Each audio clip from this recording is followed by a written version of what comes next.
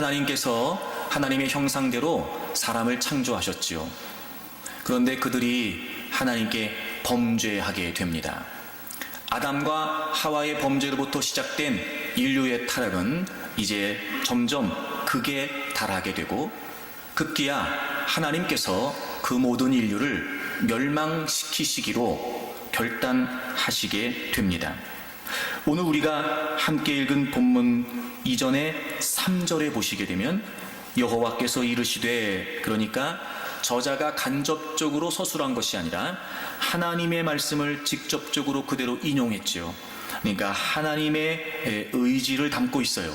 여호와께서 이르시되 나의 영이 영원히 사람과 함께하지 아니하리니 이는 그들이 육신이 됨이라. 여기에서 육신이라고 하는 이 표현은 단순히 육체적인 몸을 의미하는 것이 아니라 죄로 인해 타락한 이 육신을 말합니다. 결국 하나님께 반역을 했던 그 인간의 역사가 이제 완전히 하나님께 반역하는 역사가 되었던 거예요. 그래서 나의 영이 영원히 사람과 함께하지 않는다. 이 영이라고 하는 말은 바로 하나님께서 인간에게 주신 생명을 의미합니다. 그래서 이제는 범죄하고 타락했던 우리 인간들이 하나님의 심판에 놓이게 되었다는 거예요. 하나님은 가슴 아파하셨습니다. 그러나 하나님은 결정하셨습니다. 7절에 보시게 되면 내가 창조한 사람을 내가 지면에서 쓸어버리리라.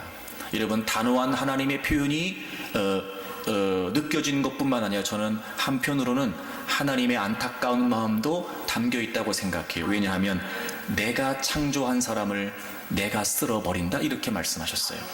여기서 쓸어버린다라고 하는 말은 여러분이 짐작을 하시겠지만 완전한 파멸을 의미합니다. 하지만 여러분, 늘 그렇듯이 하나님의 심판과 하나님의 진노는 다시 회개하고 돌이키기를 원하시는 하나님의 경고이지, 하나님은 늘 우리 인간을 기회 없이 진멸하시거나 기회 없이 심판하신 적이 없습니다. 당대 의인이었던 노아를 선택하셨고 그로 하여금 방주를 짓게 하셨어요. 그리고 이 노아의 사건과 관련된 신약 성경의 기록을 찾아보게 되면 노아는 계속해서 하나님의 말씀을 전하게 됩니다. 그래서 베드로후서에 보면 노아가 하나님의 의를 전파했다 이렇게 기록이 되어 있고, 그리고 창세기 6장 3절 말씀을 근거로 약 120년 동안의 시간을 방주를 준비하면서 노아는 계속해서 사람들에게 하나님이 이제 곧 이 땅을 심판하신답니다 라고 하는 메시지를 선포하게 됩니다. 그럼에도 불구하고 인간들은 그 하나님의 말씀을 듣지 않게 되지요. 그러나 노아는 달랐습니다. 그는 하나님이 말씀하신 대로 방주를 짓고, 그리고 하나님이 지정하신 대로 다양한 많은 가축들을 방주에 들이고, 그리고 노아와 자기의 식구들이 방주에 들어가게 됩니다. 하나님께서 그 문을 닫으셨어요. 그리고 하나님이 말씀하신 대로 40주야를 하늘의 문이 열리고 땅에서 샘들이 터지면서 비가 오기 시작을 했습니다. 그리고 모든 인류는 멸망하게 됩니다. 그런데 그런 중에도 오늘 우리가 본문에 읽은 것처럼 노아는 하나님께 은혜를 입었다고 기록하고 있습니다. 모두에게 하나님은 기회를 주셨습니다. 그런데 모두가 그 기회에 부응했던 건 아니었습니다. 그리고 노아만이, 그리고 노아의 식구만이 하나님의 은혜로 구원을 받게 됩니다. 여기서 은혜를 입었다라고 하는 표현, 저는 이 사건의 가장 핵심이 된다고 생각이 됩니다. 물론 그 다음 절 9절에 보면 노아는 의인이었고 당대 온전한 자였다라고 하는 기록이 있습니다. 하지만 여러분, 그렇다고 하여 노아가 구원받은 것은 의로웠기 때문에, 노아가 구원받은 것은 완전했기 때문이 아니라는 거지요. 그가 그렇게 살 수 있었던 것도 사실은 하나님의 은혜로부터 기인했던 것입니다. 노아라고 완벽했을까요? 그럴 수 없었을 겁니다. 그럼에도 불구하고 노아는 은혜로 구원을 받게 된 거지요. 이런 마음이 들었습니다. 은혜로 구원을 받는다는 말이 무슨 말일까? 모두가 다 은혜를 원하고 모두가 다 은혜를 받기를 원해요. 은혜로 구원받는다는 말이 무슨 말일까? 저는 이런 마음이 들었어요. 은혜는 먼저 우리에게 이미 주어진 거였어요. 그러니까 은혜가 먼저 우리에게 주어졌고, 즉 모두를 다 하나님께서 물로 심판하실 것에 관해 하나님은 아무 얘기 없이 그냥 심판하신 게 아니었고 모두에게 돌아올 수 있는 기회를 주셨어요. 근데 노아는 은혜로 구원을 입었어요. 다시 말하면 은혜를 은혜로 여긴 거예요. 그리고 구원을 받은 거예요. 하나님은 모두에게 은혜의 기회를 주십니다. 그러니까 은혜가 먼저 우리에게 주어져 있어요. 은혜는 이미 우리에게 주어져 있다고요. 그러나 모든 사람들이 은혜를 은혜로 여기지를 못하는 거예요. 은혜를 구하기는 하는데 은혜를 은혜로 여기지는 못합니다. 은혜를 구하기는 하는데 이미 우리가 은혜 안에 있다는 사실은 모르고 삽니다. 그리고 또다시 은혜를 구하기만 하는 겁니다. 은혜와 은혜 사이에서 이미 주어진 은혜를 은혜로 여기게 되면 반드시 우리는 은혜를 얻게 된다는 거예요. 여러분, 은혜와 은혜 사이에서 여러분들에게 있어 은혜는 도대체 무슨 의미입니까? 때로는 여러분, 우리가 인생을 살면서 다양한 많은 문제 앞에 하나님의 은혜를 구합니다. 하나님, 은혜를 좀 주세요. 은혜로 살고 싶습니다. 은혜를 좀 베풀어 주세요. 라고 말하는데 과연 우리에게 있어 그 은혜는 어떤 의미인가냐 말이에요. 은혜와 은혜 사이에서 우리는 어떤 마음으로 은혜를 대하고 있냔 말이죠. 노아는 달랐습니다. 그래서 그는 은혜로 주어진 기회를 은혜로 여겨 구원을 받게 되죠. 그렇습니다, 여러분. 은혜라고 이야기할 때 우리는 반드시 은혜를 은혜로 여길 줄 알아야 돼요. 은혜를 은혜로. 그러면 은혜를 은혜로 여긴다는 게 과연 무슨 의미일까? 제가 막 고민하다가 적어도 하나님께서 우리에게 은혜를 베푸시고 우리가 그 은혜를 입어 은혜를 은혜로 여긴다는 게 어떤 의미일까를 고민하다가 저는 그 해답을 방주에서 찾았어요. 방주에서. 여러분, 노아와 노아의 식구들이 은혜로 구원을 입었는데요, 그 은혜로 구원을 입은 중심에 뭐가 있었냐면 방주가 있었어요. 방주 안에 들어오면 은혜를 얻게 됐지요. 이런 겁니다. 여러분, 하나님께서 이제 물로 여기를 심판하신답니다. 그런데요, 방주 안에 들어오면 구원 얻는답니다. 그러면 여러분, 이미 하나님께서 선포하신 그 은혜 속에 진짜 은혜를 은혜로 안다면 당연히 방주 안에 들어가야 되는 거예요. 그러면 구원을 받게 되는 거죠. 여러분, 우리가 살아가는 모든 삶의 원리가 그렇습니다. 물론 우린 이미 다 구원받은 하나님의 백성들이 되었죠. 그래서 죄와 심판과 멸망에서부터 은혜로 구원받은 자가 되었어요. 하지만 여러분, 그런 하나님의 백성된 우리가 살아가는 모든 삶의 현장에서도 여전히 우리에게는 하나님의 은혜가 절실합니다. 은혜를 은혜로 여기는 게 필요해요.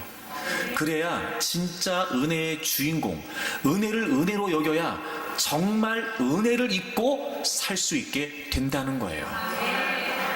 방주, 이 방주가 담고 있는 은혜의 의미가 과연 무엇일까요?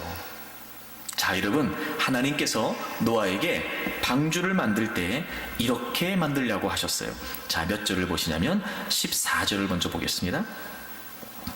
너는 고페르 나무로 너를 위하여 방주를 만들되, 이 고페르라고 하는 단어가요, 어떤 뜻인지 불명확해요.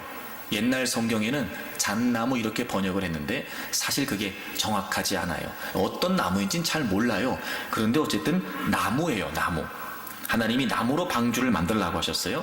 근데 여러분, 이 방주라고 하는 말이 어떤 뜻이냐면, 우리는 보통 방주 그러면 우리가 상식적으로 알고 있는 배를 떠올린단 말이에요.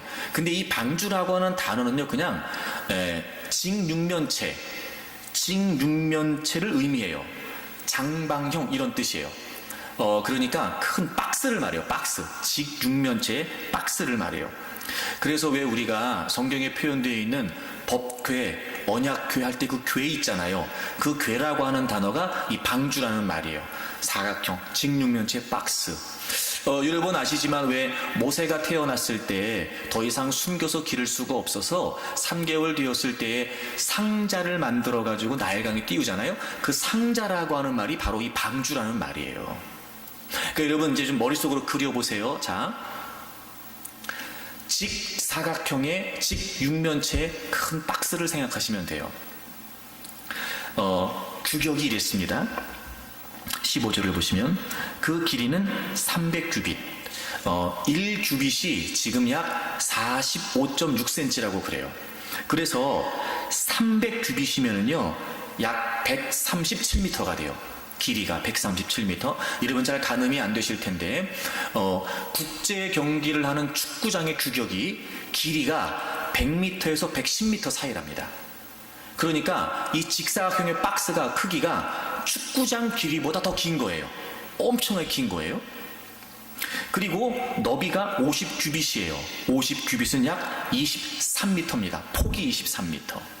그리고 높이가 30규빗, 약 14m 정도 돼요. 14m 정도.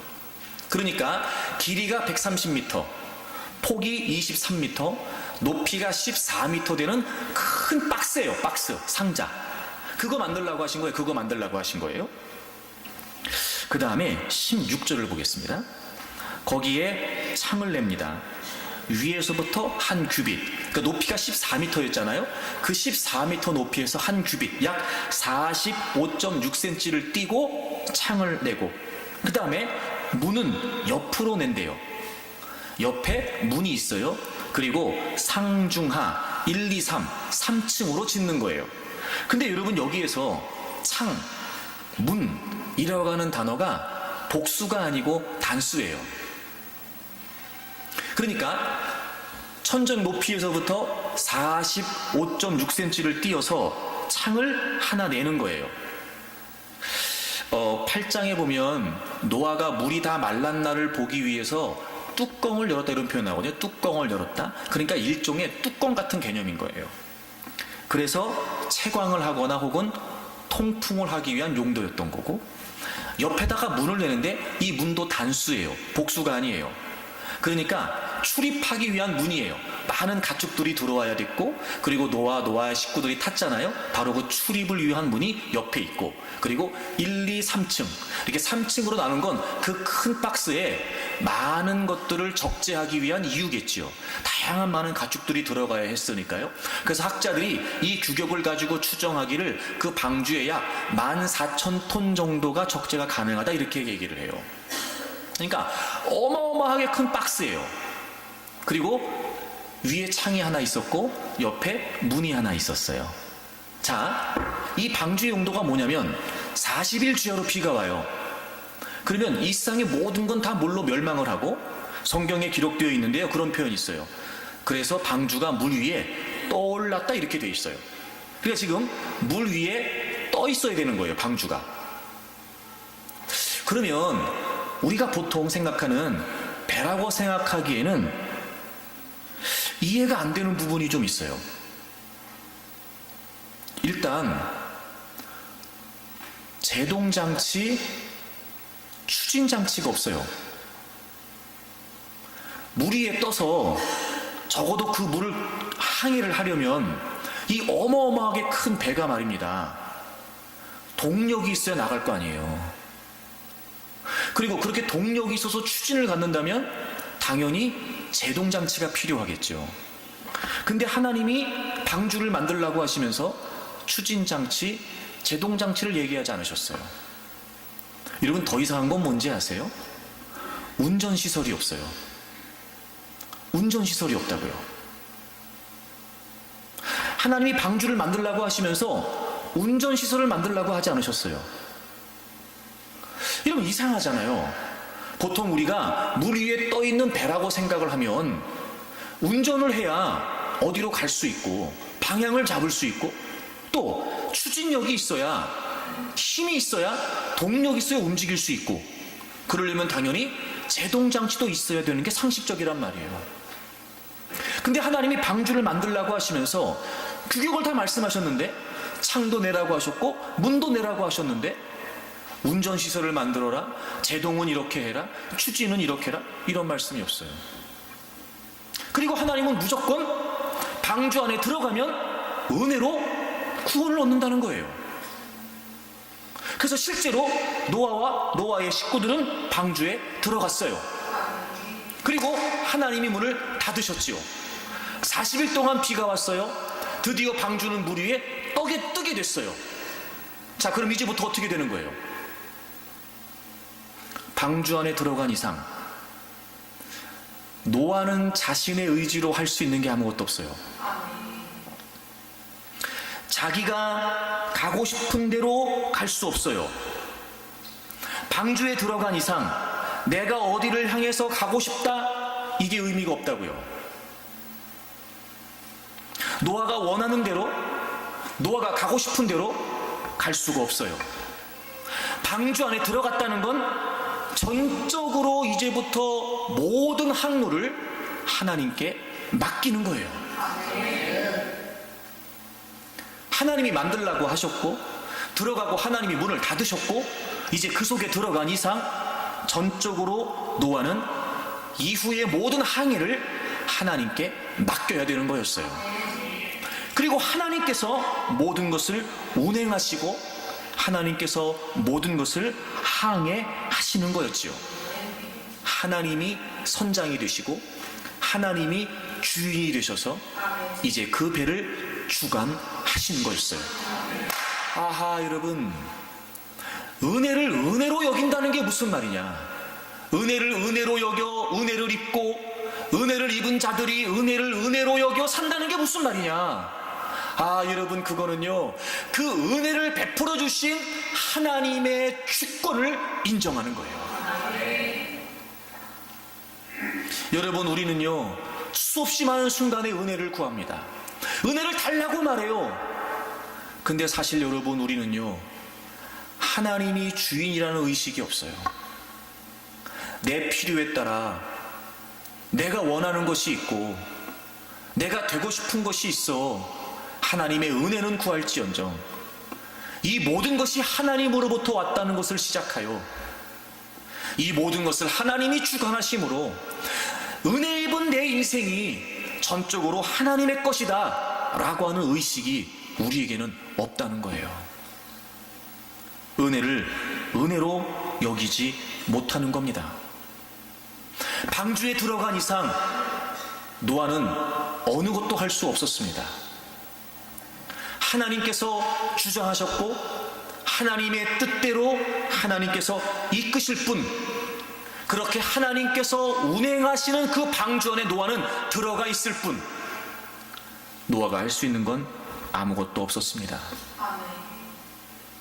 사랑하는 여러분, 은혜를 은혜로 여긴다는 게 무슨 말일까? 우리가 하나님의 은혜를 입었고 하나님의 은혜 안에 있으며 하나님의 은혜 속에 살기를 원한다는 게 무슨 말일까? 그건 여러분, 우리의 모든 삶의 주인이 하나님이 되신다는 걸 인정하는 겁니다. 그런데 여러분, 안타까운 건 저를 포함해서 하나님을 믿는다고 말해요. 하나님을 섬긴다고 말합니다. 때로는 하나님을 사랑한다고도 막 고백해요. 그런데요, 하나님을 주인으로 인정하진 않아요. 하나님을 위해 열심을 낸다고 말하고 하나님과 더 가까워지기를 원한다고 말하고 하나님을 더 잘 믿고 싶다고는 얘기해요. 그러나 하나님을 주인으로 인정하진 않아요. 여전히 우리는 은혜로 구원을 입었다고 말하면서도 여전히 내 맘대로 살려고 그러고, 은혜가 필요한 인생이라고 말하면서도 여전히 내 주장대로 살려고 해요. 은혜를 은혜로 여기지는 못한 채 하나님께서 베푸신 은혜마저도 내 마음대로 쓰려고 하지, 내 모든 삶, 하나님의 은혜로 이루어진 내 모든 삶이 하나님이 주인이시라고 하는 사실을 인정하지 않는 거예요. 사실 여러분, 은혜가 우리에게 주어지게 된 건 전적으로 하나님 때문이었어요. 우리 때문이 아니었다고요. 우리가 은혜를 입고 산다는 것은 그 은혜 안에 이제는 하나님이 모든 것을 주관하신다는 사실을 인정하는 것이었습니다. 그도 그럴 것이 이 창세기 6장에 와서 사람들이 더 이상 하나님의 영이 우리 인간과 함께 할 수 없을 만큼 극심한 타락의 모습을 보였던 그 범죄의 시작은 바로 하나님을 하나님으로 인정하지 않는 것이었습니다.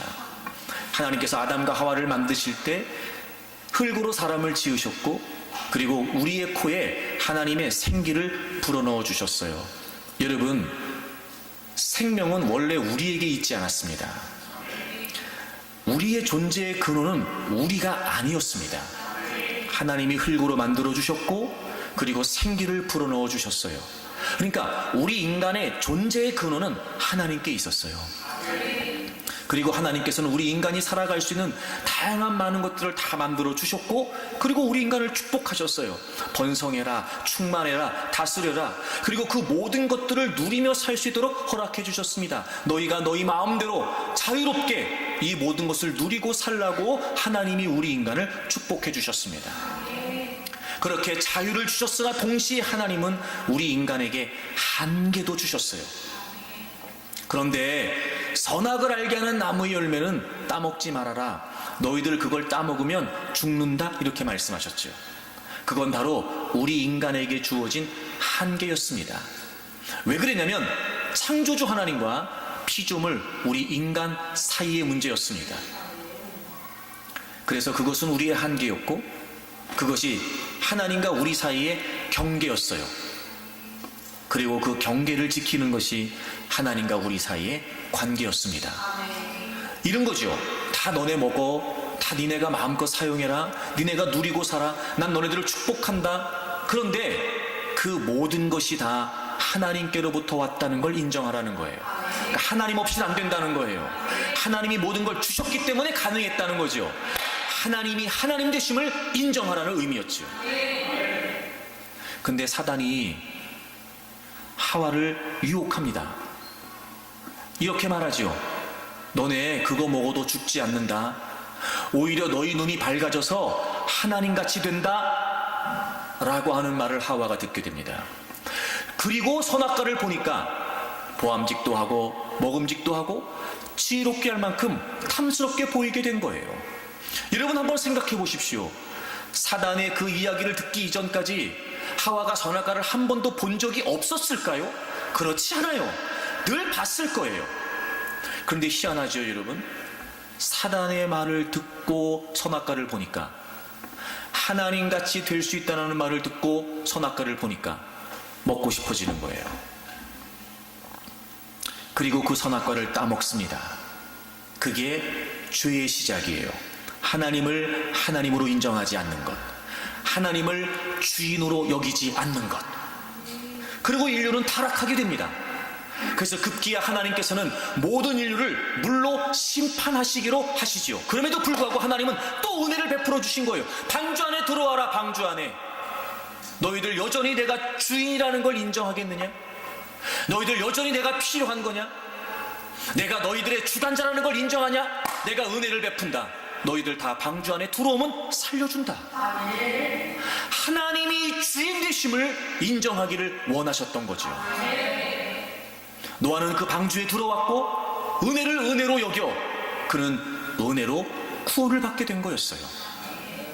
하지만 방주에 들어오지 않은 사람들은 여전히 타락과 죄악 속에 살면서 그들은 심판을 면하지 못했던 겁니다. 여러분 보세요.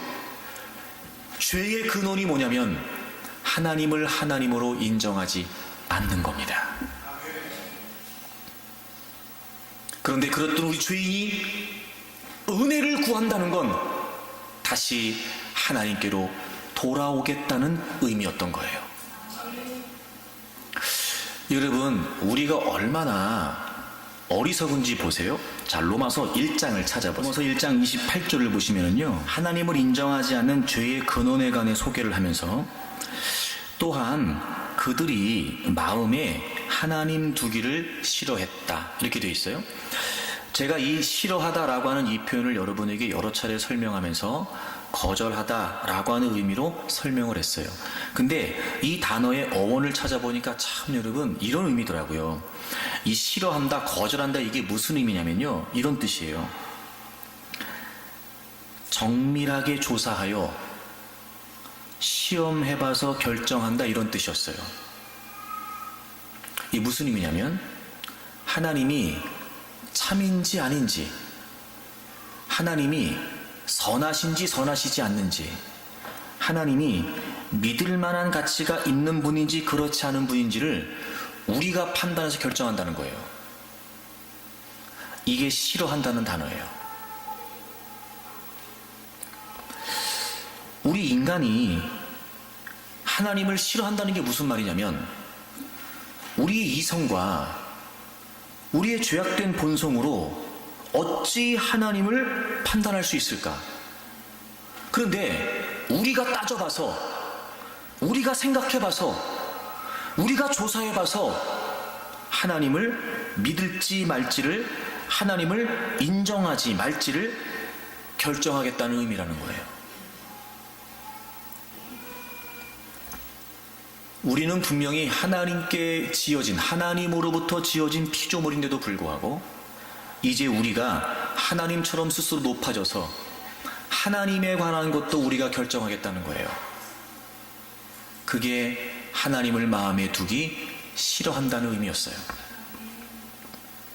그래서 여러분 결국 우리 인간이 한 결과가 뭐냐면 25절에 보시면 그들이 하나님의 진리를 거짓 것으로 바꾸어 피조물을 조물주보다 더 경배하게 됩니다. 결국 인간이 하나님을 시험해봐서 하나님을 조사해봐서 내린 결정이 뭐예요? 피조물을 조물주보다 더 경배하는 거예요. 그리고 23절에 보시면 썩어지지 않는 하나님의 영광을 썩어질 사람과 새와 짐승과 기어다니는 동물 모양의 우상으로 바꾼 거예요. 하나님의 영광을 우상으로 바꿔버린 거예요. 여러분 그게 우리의 타락의 결과였어요. 얼마나 어리석습니까? 여러분 우리가 상식적으로 한번 판단해 보자고요. 어떻게 우리가 하나님을 참인지 아니신지, 하나님을 믿을 만한지 그렇지 않은지를 판단하여 우리가 하나님을 선택할 수 있겠습니까? 우리의 존재의 근원이 그렇지가 않아요. 우리가 누리며 사는 모든 것들이 하나님으로부터 왔어요. 우린 피조물일 뿐. 모든 것을 창조하시고 주관하시는 분은 하나님이시죠. 그런데 우리 인간이 하나님을 마음에 두기 싫어했다는 거예요. 하지만 여러분 은혜의 시작이 어떻게 됐죠? 우리가 경건하지 않을 때, 우리가 죄악 중에 있을 때, 그런 심판과 저주 가운데 있을 때 전혀 그 하나님의 은총을 받을 수 있는 자격이 없었음에도 불구하고 하나님 편에서 우리에게 구원을 베풀어 주신 거였어요. 여러분 그게 은혜였죠. 그리고 예수 그리스도께서 우리를 위해 십자가에서 죽으십니다. 골로새서 1장을 찾겠습니다. 1장 21절을 보시면 전에 악한 행실로 멀리 떠나 마음으로 원수가 되었던 너희를, 여러분 그래서 우리는 하나님을 마음에 두기 싫어해서 그런 우리의 죄악 때문에 하나님과 원수가 되어 있었어요.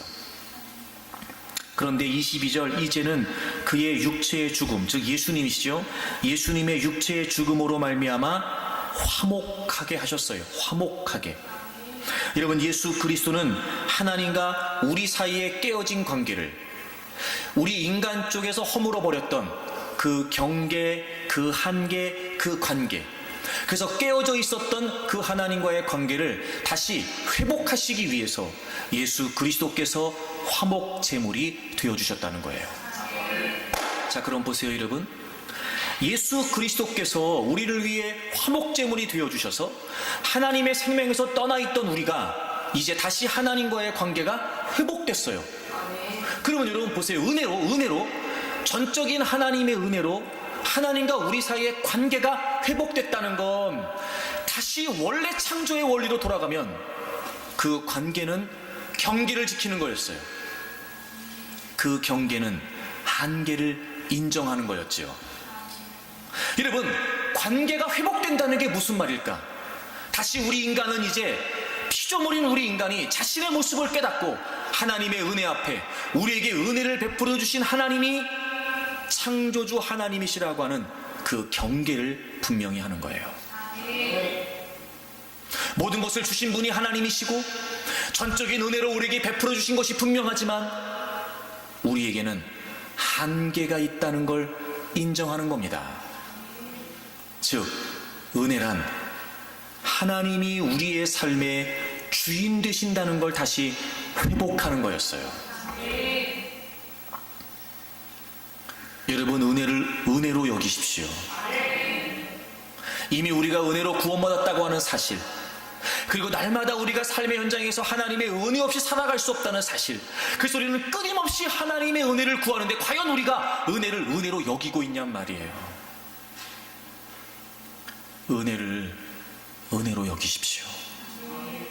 하나님을 주인으로 인정하세요. 그래서 여러분, 우리가 예수 그리스도를 믿는다는 건 그 주님께서 나의 주인 되신다는 걸 인정하는 거예요. 로마서 14장을 찾겠습니다. 우리 9절을 다 같이 한번 읽겠습니다. 로마서 14장 9절을 같이 한번 읽어볼까요? 이를 위하여 그리스도께서 죽었다가 다시 살아나셨으니 곧 죽은 자와 산 자의 주가 되려 하심이라. 아멘. 예수님께서 죽으셨다가 부활하셨어요. 여러분, 그걸 다 믿으시지요? 예수님이 여러분을 위해 죽으시고 부활하신 걸 다 믿으시지요? 근데 예수님이요, 이를 위해 죽었다가 살아나셨어요. 그게 뭐냐면 곧 죽은 자와 산 자의 주가 되려 하십니다. 우리의 죄를 위해 죽으시고 부활하신 그 예수 그리스도는 우리의 주인이 되시는 겁니다. 여러분, 우리가 은혜로 구원을 받았어요. 은혜를 은혜로 여긴다는 게 무슨 말이냐? 바로 예수 그리스도께서 이제 나의 주인이 되신다는 겁니다. 잘 생각해 보세요, 여러분. 우리가 무엇을 얼마나 노력하고 수고하고 행했느냐로 구원받은 게 아니라 예수 그리스도께서 내 삶의 주인이시고 구주이시라는 사실을 믿고 구원받았어요. 우리가 뭘 해서 구원받은 게 아니라 누구를 우리의 삶의 주인으로, 우리의 삶으로 구주로 믿느냐가 구원이었어요. 그러면 여러분 보십시오. 예수 그리스도를 우리의 주인으로 인정하는 건 우리가 믿음으로 구원받았다고 하는 이 믿음 속에 아주 중요한 의미를 갖습니다. 뭘 해서 구원받은 게 아니라 그분을 구주와 주인으로 믿었기 때문에 구원받은 거란 말이에요. 그러면 여러분, 예수님을 믿는다고 말하는데 그럼에도 불구하고 매사에 내가 주인 되어 내 삶을 살고 있다면 되겠냔 말이에요. 그래요, 믿음으로 구원받습니다. 행함으로 구원받지 않아요. 그래서 정말 여러분, 내가 예수 그리스도를 믿음으로 말미암아 예수님이 내 삶의 주인이라는 걸 인정하고 사냔 말이죠. 결국 믿는다고는 말하지만, 내가 믿음으로 구원받았다고는 주장하지만 결국 우리는 믿음이 없는 건지도 모르지요. 믿음의 기초는 내 삶의 주인이 하나님이시고 내가 철저히 그분에게 속한 존재가 되었다는 것에부터 시작합니다.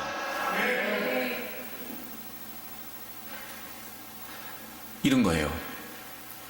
예수님이 주인이라고 완벽하게 살고 못 살고를 떠나서 나는 지금 은혜를 은혜로 여겨 내 삶의 모든 상황에서 예수 그리스도가 주인이시라고 하는 사실을 인정하고 있냔 말이에요. 과연 우리는 무슨 의미로 믿음을 말하고 무슨 의미로 은혜를 말하냐 말이에요. 그러면 여러분, 예수님이 주인이시다는 게 무슨 말일까? 자, 7절과 8절을 보세요. 우리 중에 누구든지 자기를 위하여 사는 자가 없고 자기를 위해 죽는 자가 없어요. 자기를 위하여, 자기를 위하여. 그리고 8절, 우리가 살아도 주를 위하여 살고 죽어도 주를 위하여 죽어요. 그러므로 우리가 사나 죽으나 주의 것이에요. 예수님을 믿기 전에 7절에는 자기를 위해 살고 자기를 위해 죽었어요.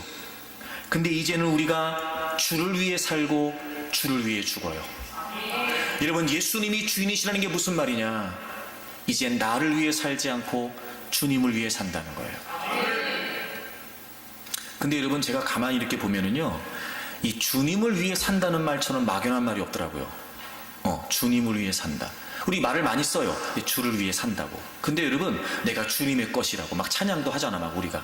나는 주의 것이라고 막. 근데 여러분, 그것처럼 막연한 말이 없어요. 그것처럼 막연한 말이 없어.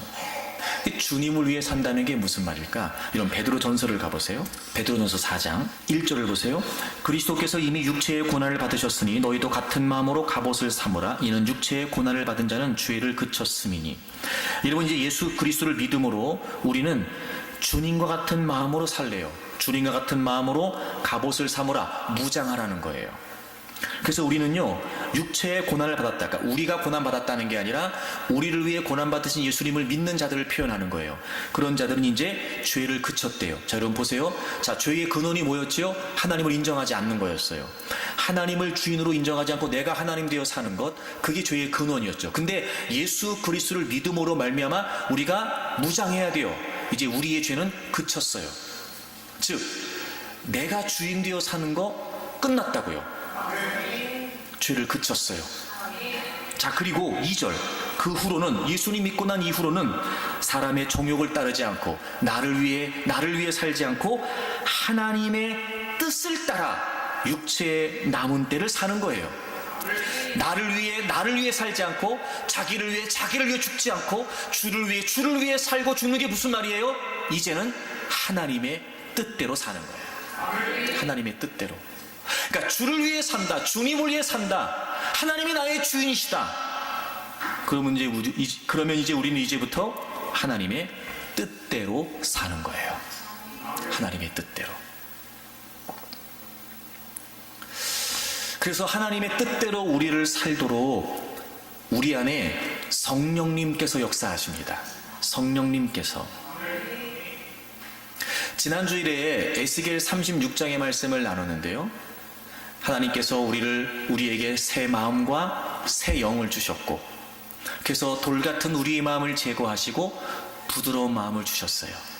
여러분은 예수 그리스도를 믿음으로 이미 돌 같은 마음이 제거됐고요, 우린 이미 부드러운 마음이 됐어요. 얼마든지 하나님의 말씀을 청종할 수 있는 존재가 됐다는 거죠.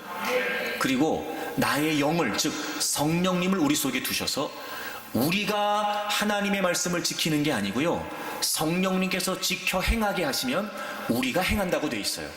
그러니까 성령님께서 우리 안에서 뭘 하시냐면 우리의 나약함과 연약함을 아시기 때문에 하나님의 말씀을 따라 하나님의 뜻을 따라갈 수 있도록 이끌어 가세요.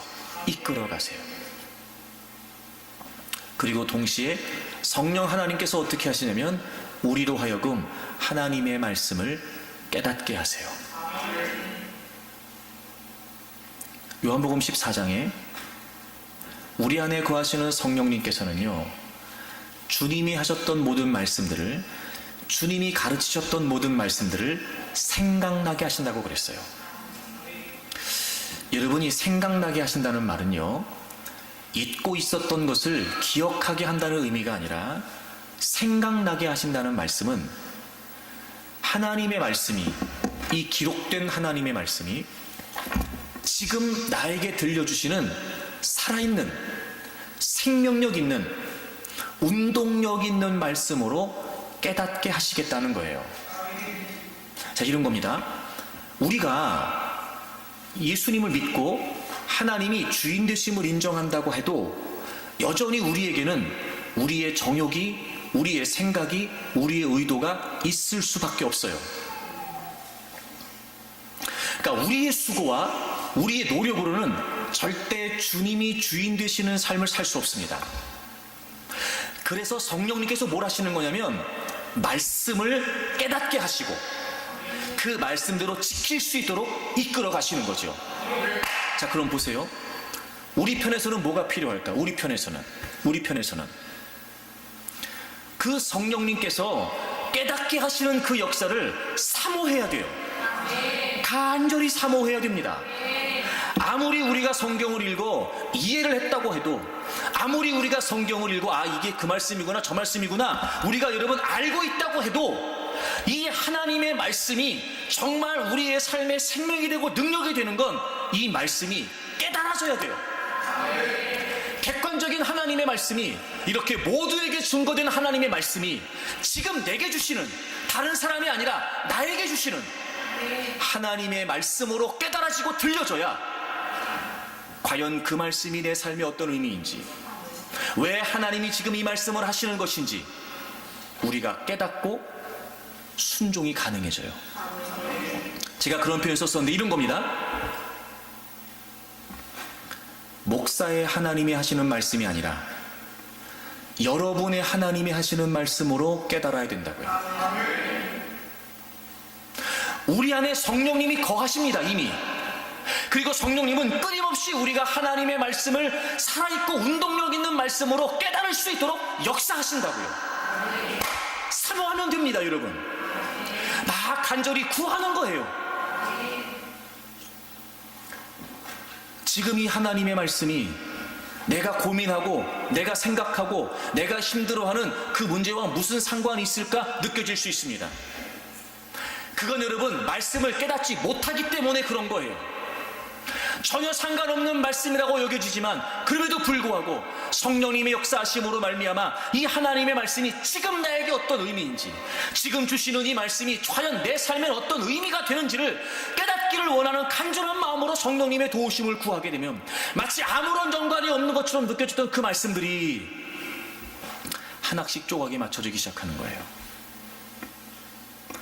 나는 내 삶이라고 하는 이 퍼즐에 그 조각은 맞지 않는 조각이라고 생각했는데, 내 눈이 아니라, 내 지식이 아니라, 내 이성이 아니라 깨닫게 하시는 성령님의 역사로 말미암아 그 하나님의 말씀을 통해 내 삶을 조명해 보니 그게 딱 맞는 조각이었던 거예요. 깨닫게 하시는 성령님의 역사. 여러분, 진짜 우리가 은혜를 은혜로 여겨 하나님이 주인 되신 삶을 살기를 원한다면 더더욱 여러분, 우리는 하나님의 뜻대로 살아야 되는 게 분명하기에 깨닫게 하시는 성령님의 역사가 없이는 불가능합니다. 그러니까 읽는 거지요. 깨달으려고요. 그러니까 듣는 겁니다. 깨달으려고요. 그러니까 생각하는 거예요. 깨달으려고 말입니다. 여러분, 우리의 인생이 얼마나 연약한지 아십니까? 여러분, 우리의 인생이 얼마나 나약한지 아세요? 우리를 둘러싸고 있는 다양한 많은 현상들이 우리를 현란스럽게 합니다. 혼란스럽게 합니다. 막 여러 가지 현상들이 현란하게 보이면서 그것이 여러분 우리를 혼란스럽게 만듭니다. 그게 어떤 상황인지 아세요? 마치 막다른 골목에 다다라 당황하는 것처럼 그 모든 현상의 현란들로 말미암아 우리는 혼란 속에서 방황하게 됩니다. 비로소 깨닫게 됩니다. 나의 지식이, 나의 경험이, 나의 생각이 무색하다는 걸 말이죠.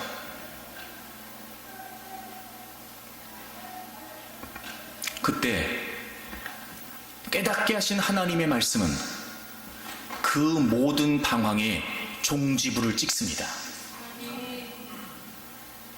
정리가 되고 깨달음을 통해 하나님의 말씀을 펼쳐 내 삶을 바라보게 되면 조각이 맞춰지기 시작해요. 즉 단순하게 정리가 됩니다. 여러분 그거 아세요? 단순해야 행동이 가능해지고 단순해야 용기가 가능해집니다. 그렇게 되면 깨닫게 하신 하나님의 말씀을 신뢰하고 그것이 단순한 용기와 행동으로 이어져 지금까지 우리를 혼란스럽게 만들고 방하게 만들었던 그 모든 무질서와 혼돈을 물리칠 수 있게 되는 거예요. 이런 말씀을 깨닫는 건 굉장히 중요합니다. 그래야 하나님의 뜻대로 살 수 있거든요. 하나님의 뜻대로 살기 위해서는 이 말씀이, 이 먼 옛날 기록된 하나님의 말씀이 지금도 목사라고 하는 사람을 통해 증거되는 이 말씀이 과연 내 삶에 어떤 의미가 있으며 과연 이 말씀이 지금 내 삶하고 무슨 관련이 있냐는 걸 성령님의 역사로 말미암아 깨닫지 못한다면 그저 들려지는 하나님의 말씀은 허공을 치는 소리밖에 될 수 없고, 아무리 내가 눈으로 하나님의 말씀을 읽는다고 한들 그래서 그 이야기를 파악하고 이해할 수 있을지 모르지만 여러분, 그것이 정보 수준의 이상은 될 수 없죠. 여러분, 지금 우리가 혼란스러운 건 다양한 많은 현상의 현란 때문이 아니라 어쩌면 내가 하나님의 말씀을 통해 지금 내 삶이 굴복되지 않기 때문은 아닐까요? 때로는 여러분, 우리가 하나님의 말씀을 따라 행한다고 하고 순종한다고 하면서도 이런 거지요. 자기를 부인하여 하나님을 인정하고 주님의 뜻을 따르는 그 길을 가는 게 아니라 순종이 일이 되고 순종이 행함이 되어 마치 일의 수량이 쌓이고 행함의 총양이 쌓이는 거예요. 여러분, 이게 하나님의 뜻대로 사는 걸까? 이게 하나님의 말씀대로 사는 걸까? 이게 정말 하나님을 인정하는 믿음으로 사는 걸까? 여러분, 은혜를 은혜로 여겨 하나님을 주인으로 인정한다는 건 무슨 말이냐면, 내가 나 자신을 부인하고 주님께서 가셨던 그 길, 주님의 말씀을 따라야 된다, 주님의 뜻을 따라야 된다고 하는 그 길에 서 있는 거예요. 그 길에 서 있는 거예요. 주님을 향한 주님의 말씀을 따르는, 그래서 그 주님의 말씀대로 살기를 원하는 그 주님을 향한 진실한 마음과 방향, 그 상태, 여러분, 그걸 말하는 거예요. 물론 가다가 엎어질 수도 있어요. 가다가 넘어질 수도 있습니다. 하지만 여러분, 내가 지금 그 길을 가고 있는 거라면 상관없습니다. 그런데 우리는요, 그 좁은 길, 생명의 길을 가려고 하기보다는 여전히 넓은 길을 선택하고 내가 주인 되는 삶으로 안주하고 사는 겁니다. 그리고 난 뭘 한다는 거지요? 일만 쌓여요. 양만 늘어나요. 여전히 내가 주인이에요. 과연 여러분, 이걸 믿음이라고 할 수 있을까요? 그렇지 않습니다. 은혜를 은혜로 여긴다는 건 하나님이 주인 되신 삶을 사는 거예요. 그러므로 우린 하나님의 뜻대로 살아야 된단 말이에요. 그러니 말씀을 깨닫는 건 너무나 중요해요. 사랑하는 여러분, 여러분이 정말 은혜를 은혜로 여기고 살기를 원한다면 하나님의 말씀을 사모하세요. 그 사모하는 마음으로 성령님의 도우심을 애절하게 구하세요. 깨닫기를 원하는 마음. 이 말씀이 도대체 무슨 말씀일까? 안다고 구원받는 거 아니에요, 여러분. 믿음으로 구원받는 거잖아요. 과연 내가 얼마나 하나님의 말씀을 사모하고 있는가? 하나님을 주인으로 여겨 내가 하나님의 뜻대로 살아가기 위해 내가 얼마나 하나님의 말씀을 내가 지금 사모하고 있는가? 들으려고 하는 열심이 있는가? 읽으려고 하는 수고가 있는가? 끊임없이 나의 의지로는 쉽지 않으니 성령님의 도우심을 구하고, 거저되지 않으니까 그렇게 살지 못하는 나 때문에 또 하나님께 엎드려 연약함을 아뢰고 하나님의 도우심을 구하고, 기도의 시간을 보내면서 말씀을 펼치는 훈련의 시간을 보내면서 그래도 내가 하나님의 뜻대로 살겠습니다. 그래도 제가 하나님의 뜻을 위해 살겠습니다. 그 길이 좁은 길이라 할지라도 저는 여전히 그 길을 걸어가겠습니다. 실수할 수도 있고 넘어질 수도 있으나 그럼에도 불구하고 나는 여전히 그 길을 가겠습니다. 그런 주님을 향한 진실함과 주님을 향한 신실함을 놓치지 않고 우리가 그렇게 사냥하래요. 은혜는 구하지만 여전히 내가 주인 되려고 살고, 은혜는 구하지만 그 은혜조차 여전히 나를 위해서만 사용하려고 하고, 은혜를 구하지만 그 은혜 또한 내 필요에 따라 구할 뿐. 여러분, 우리가 은혜를 은혜로 여기지 못하는 겁니다. 은혜를 은혜로 여기지 못하니까 은혜가 귀하지 않은 거예요. 예수 그리스도께서 나를 위해 죽으시고 부활하신 그 구원의 은혜가 정말 우리에게 최고의 은혜가 맞는 겁니까? 정말 그것이 그 이 세상의 그 어떤 것과도 비교할 수 없는 가장 아름답고 고귀한 가치인 게 분명한 겁니까? 은혜를 은혜로 여기세요. 그거 잃어버리면 나는 내가 믿음으로 구원받았다고 주장할지 모르지만 우리가 하나님의 말씀 앞에 자신의 믿음을 돌아보게 되면 여러분, 그것처럼 형편없는 믿음이 어디 있겠어요? 은혜 없이 살아갈 수 없는 우리고 은혜 없이 지탱할 수 없는 우리의 삶인데 은혜를 은혜로 소중히 여겨야 은혜 입을 수 있습니다. 사랑하는 여러분, 은혜와 은혜 사이에서 이제는 은혜를 은혜로 여기세요. 여러분의 삶의 주권이 하나님께 있음을 인정하십시오. 그리고 끊임없이 그 하나님의 말씀과 뜻 앞에 우리 자신을 쳐서 복종시키고 어떻게 하면 내가 더 하나님의 뜻대로 살 수 있을까? 어떻게 하면 내가 더 하나님 말씀대로 살아갈 수 있을까? 그것이 이유가 되어 하나님 앞에 몸부림쳐 기도하고 끊임없이 말씀의 훈련을 위해 자기 자신을 절제하면서 그렇게 말씀과 기도 안에서 여러분 모두 하나님을 위해 살아가는 분들이 되기를 바랍니다. 은혜를 은혜로 여기는 여러분 모두에게 하나님께서 더 큰 은혜를 부어주시기를 주 이름으로 축복합니다.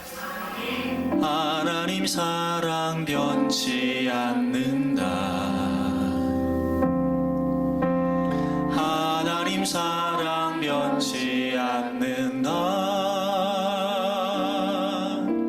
세상 다 변하고 날 버린다 해도 하나님 사랑 변치 않는다. 하나님 은혜 변치 않는다. 하나님 은혜 변치 않는다. 하나님 은혜, 하나님 은혜 변치 않는다. 세상 다 변하고 날 버린다 해도 하나님 은혜 변치 않는다. 하나님 은혜 변치 않는다. 하나님 은혜 변치 않는다. 하나님 은혜 변치 않는다. 세상 다 변하고 날 버린다. 하나님 은혜, 하나님 은혜 변치 않는다. 하나님 내 길 인도하신다. 하나님 내 길 인도하신다. 하나님 내 길 인도하신다. 나의 가는 길 다 주님께 있으니 하나님 내 길 인도하신다. 하나님 내 길 인도하신다. 하나님 내 길 인도하신다. 아멘. 하나님 내 길 인도하신다. 나의 가는 길 주님께 있으니 하나님 내 길 인도하신다. 반드시 기도 응답하신다. 반드시 기도 응답하신다. 할렐루야. 반드시 기도 응답하신다. 때론 나의 뜻과 다른 길이라도 반드시 기도 응답하신다. 반드시 기도 응답하신다. 반드시 기도 응답하신다. 아멘. 반드시 기도 응답하신다. 때론 나의 뜻과 다른 길이라도 반드시 기도 응답하신다. 누려진다. 하늘의 것을 구하면 산다. 하늘의 것을 구하면 산다. 하늘의 것을 구하면 산다. 세상 헛된 것에 소망 두지 말고 하늘의 것을 구하며, 오른손 들고 고백합니다. 하늘의 것을 구하면, 하늘의 것을 구하며 산다. 하늘의 것을 구하며 산다. 세상 헛된 것에 소망 두지 마. 하늘의 것을 우리 두 손 들고 다시 한번 찬양합니다. 하늘의 것을 구하면 산다. 할렐루야. 하늘의 것을 구하면 산다. 세상 헛된 것에 소망 두지 말고 하늘의 것을 구하면 산다. 그대로 두 손을 높이 들겠습니다. 하나님의 은혜를 구해야 살 수 있습니다. 아멘. 그러니 우리에게는 얼마나 은혜가 소중한지 모릅니다. 사랑하는 여러분, 은혜로 여기십시오. 아멘. 하나님이 우리의 길을 주도해 가실 것입니다. 아멘. 하나님이 우리의 길을 이끌어 가실 것입니다. 아멘. 때론 내 뜻과 다른다 할지라도, 때론 내 계획과 다르다 할지라도, 여러분, 우리가 하나님의 은혜 안에, 하나님의 방주 안에 있음을 잊지 마십시오. 아멘. 주님, 은혜를 구합니다. 아멘. 은혜를 은혜로 여기고 은혜로 살기를 원합니다. 우리 큰 목소리를 주여 세 번 하고 동서로 기도합니다. 주여